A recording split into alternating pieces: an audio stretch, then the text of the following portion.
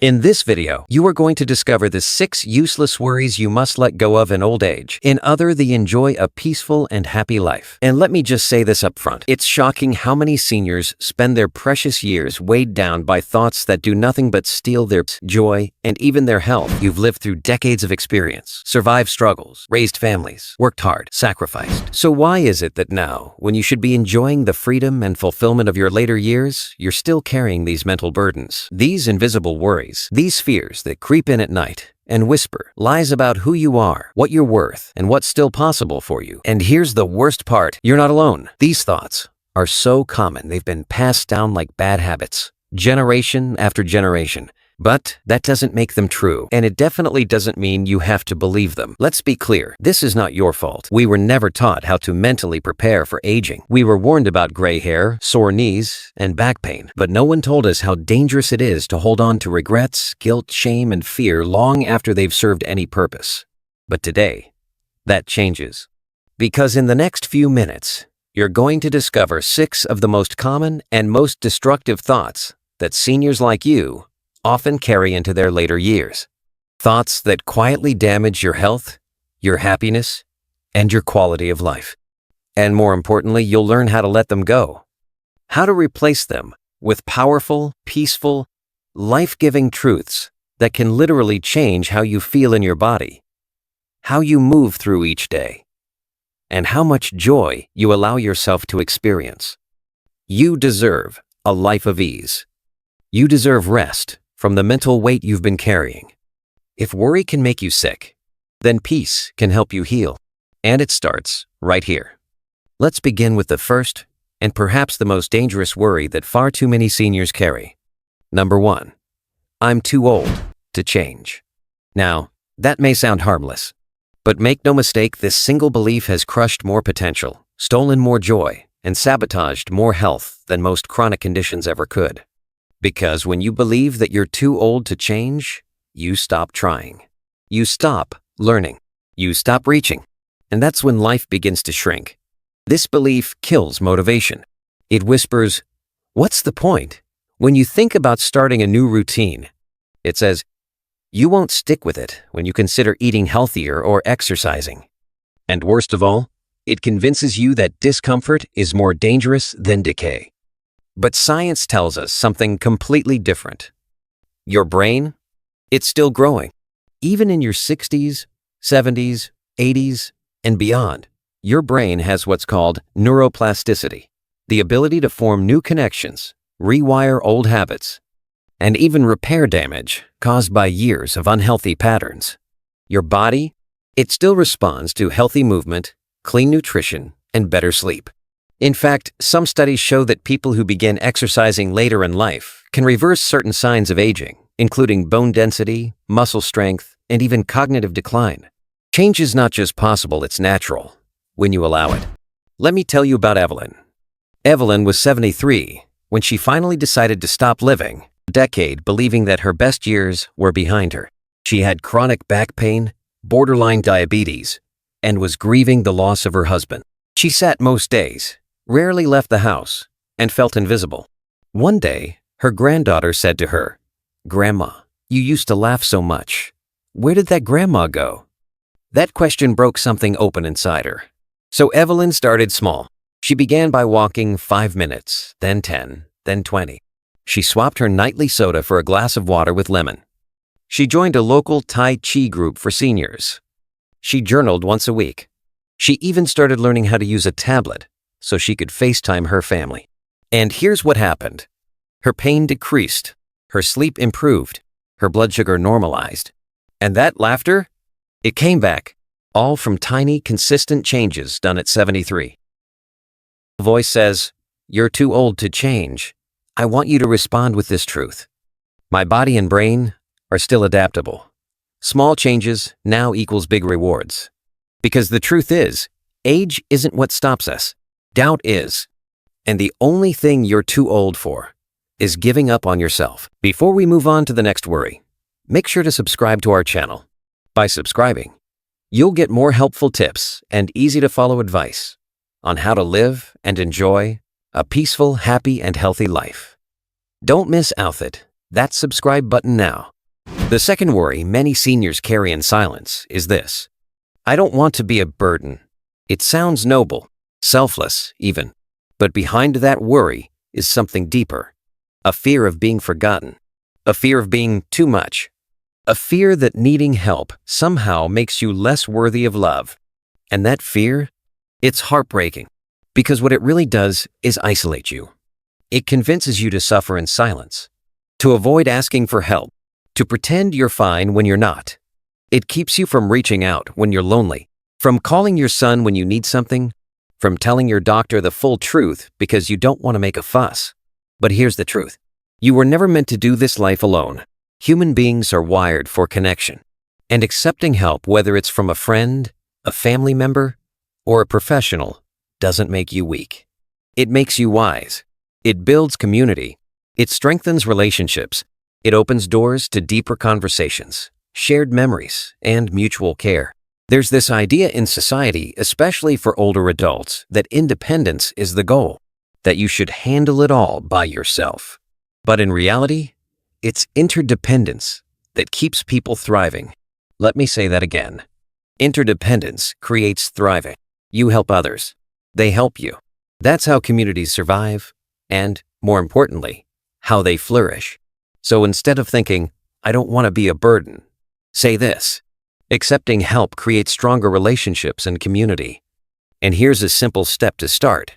Join something: a walking group, a faith-based community, a senior center art class, a book club, anything that brings you together with people who see you, hear you, and want to know you. Because you're not a burden. You're a blessing. And the moment you believe that, everything changes. Number 3. It's too late to start exercising or eating right. Now think about that. What if a plant said, it's too late to bloom? What if the sun said, it's too late to rise? Sounds silly, doesn't it? But every day, people convince themselves they've missed the window to take care of their body. Here's the truth. Your body is always listening, always responding, always adapting. Yes, it might take longer. Yes, you may need to start slowly. Yes, it might be uncomfortable at first. But it is, I repeat, never too late to begin. And let's be clear, I'm not talking about becoming a bodybuilder or running marathons.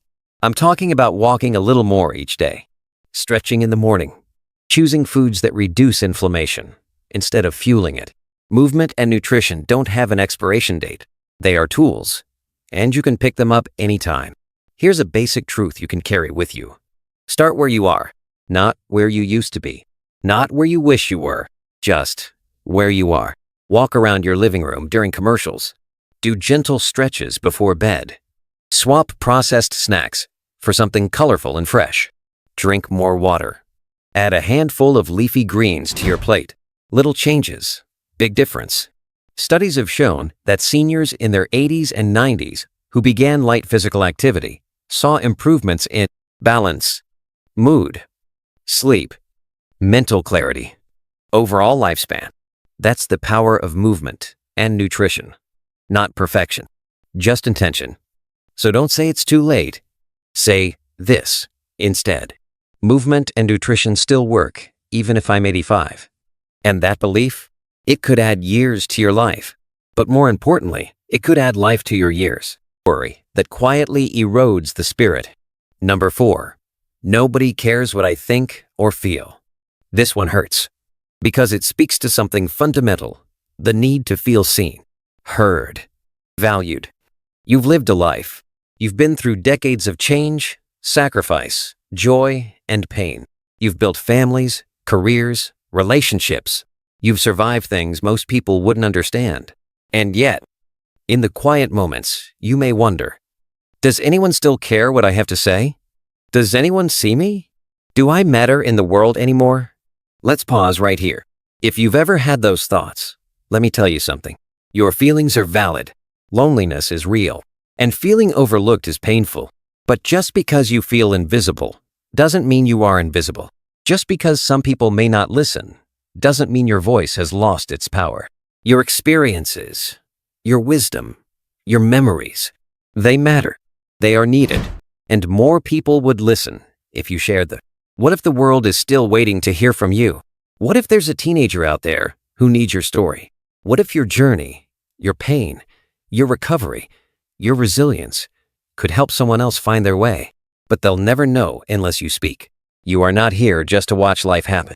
You are here to contribute. So let's change the story from, "Nobody cares what I think or feel," to, "I still have value. My experience and wisdom matter." Start simple. Write. Grab a notebook and begin writing down the lessons you've learned in life.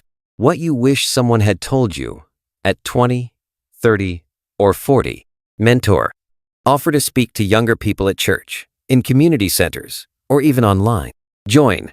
Find groups that share your values. You are never too old to connect. And remember this: when you speak from the heart, someone listens. When you share your truth, someone heals. And when you show up fully, unapologetically, someone finally sees themselves in you, because you still matter. Number 5. I have to play it safe all the time. One that masquerades as wisdom but actually causes slow decay. I have to play it safe all the time. Now, it's true. Caution has its place. You want to avoid falls, protect your health, and make smart decisions. But there's a difference between being safe and playing small. Too often, seniors begin to shrink their world to avoid risk. They stop trying new foods. They say no to travel. They hesitate to start a hobby, to learn technology, to speak up, to be seen. They confuse comfort with safety. And in the process, they lose excitement, stimulation, and purpose. But here's what the science says. When you stop trying new things, your brain starts to dull. Your neurons, the messengers that keep your memory sharp, don't fire the same way. Your dopamine, the chemical of joy and motivation, slows down. In other words, playing it safe can speed up decline. But trying something new? That's like giving your brain a spark plug.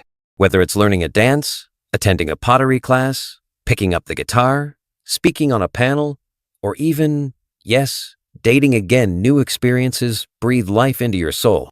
So, no, you don't have to skydive or run a triathlon, but you do have to live. Say this with me. Calculated risks bring new life. Trying new things equals activating new brain cells. Write number 4 in the comment section if you did. Try something you've always wanted to do. Book a small trip. Take a workshop. Learn a new recipe. Join a cause. Raise your hand. Say yes. Because growth doesn't stop at 60.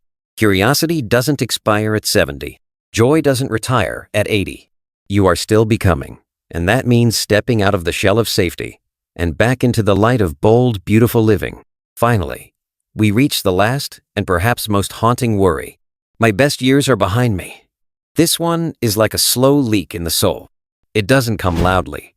It comes in whispers, in sighs, in glances toward old photos. In the quiet grief that comes with change, you look back on your youth, your strength, your romance, your ambitions, and feel a dull ache. You remember what you used to do, who you used to be, and sometimes you wonder, is that it? Was that the peak? Let me tell you something. It was not. The best years of your life are not behind you. They are still unfolding if you choose to believe it. You are not done loving. You are not done laughing. You are not done discovering. There are people you haven't met yet who will change your life. There are places you haven't been that will leave you speechless. There are ideas inside you that haven't bloomed. There is healing ahead. There is more. Let's talk about real people. At 72, Barbara Hillary became the first Black woman to reach both the North and South Poles after surviving cancer. At 76, Anna Mary Robertson Moses, better known as Grandma Moses, began her painting career. At 80, Yuichiro Miura climbed Mount Everest. At 85, Theodora from Texas started a nonprofit to help foster children. They didn't believe their best years were behind them. They looked forward and created a new chapter. And so can you. Say it with me. I have the power to create a new chapter, one of joy, freedom, and fulfillment. Because the truth is, your story isn't over. You're still holding the pen, and the pages ahead are blank, waiting for you to fill them with love, meaning, and magic. Let's take a moment to breathe. and remember everything we've uncovered together. 6 common thoughts, 6 quiet worries that seem so small but hold so much power over the way you live, move, and feel. Let's bring them back, not to hold on to them, but to finally set them down. The first was, I'm too old to change. But now you know change doesn't belong to the young. It belongs to the willing. Your brain, your body, your spirit, they are still flexible, still responsive, still capable of transformation. The second, I don't want to be a burden. But needing help doesn't make you a burden. It makes you human. And connection, real connection, is built when we let each other in, not when we keep pretending to be fine. Then came, it's too late to start exercising or eating right. But the science says otherwise. Your body still listens, still adapts, still heals. Every glass of water, every gentle walk, every nutrient-rich meal, it matters. Then we faced, nobody cares what I think or feel. But oh, how wrong that is. You still carry wisdom the world needs. You still have a voice. And when you speak, someone somewhere is waiting to hear you. Then there was, I have to play it safe all the time. But staying safe is not the same as staying small. Life doesn't end at the edge of your comfort zone, it begins there. Try new things. Let yourself be surprised again. And finally, my best years are behind me. But today, I hope you see that your story is far from over. In fact, the next chapter, the one you choose to write intentionally, might be the most meaningful of all. Because here's the truth that ties it all together. You have control. Not over everything, not over time, or aging, or the past, but over how you think, how you speak to yourself, how you show up each day with curiosity instead of fear, with hope instead of heaviness. You have strength, not just physical strength, but the strength that has carried you through losses, heartbreaks, and victories. That strength didn't retire. It's still inside you, ready to rise. And you have support. From people you know, from strangers who've walked similar paths, and from voices like this one reminding you that you're not alone. Let me leave you with this thought. Your best years can still be deeply meaningful, but only if you stop carrying these mental weights. Only if you let go of the thoughts that shrink you and hold on to the truths that lift you. You've carried the world for so long. Now it's time to carry something lighter, something more loving, something that lets you breathe. Here's a quote I want to plant in your heart. You don't stop growing because you get old. You get old because you stop growing. Let that settle. Because growth has no expiration date. You are still growing, still discovering, still becoming. And if this message has stirred something inside you, even just a little flicker of hope, then let that be the beginning of something new. Subscribe to this channel so you never forget that your health, your mind, your spirit, they still matter. Let this be your place for reflection, renewal, and inspiration. Share this video with a friend. Maybe someone you love needs to hear this too. Maybe they're carrying the same silent worries. Let's create a ripple of release together. And before you go, leave a comment below and tell me, what is one worry you're ready to let go of today? Speak it, write it, release it. Because when you let go of what no longer serves you, you make room for joy, peace, love, and purpose. And that, my friend, is how you truly